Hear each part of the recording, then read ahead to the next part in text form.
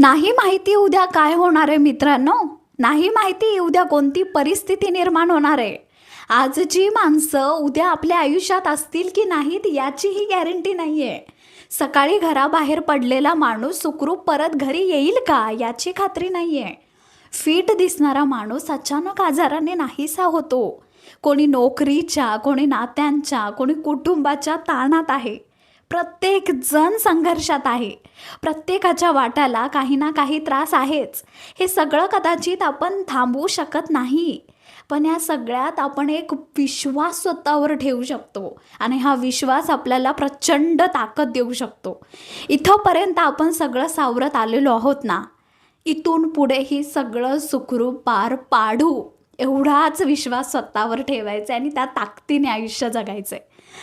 आणि उद्याची काळजी न करता आजचा क्षण सांभाळूया. काय वाटतं तुम्हाला? नक्की कमेंट करा.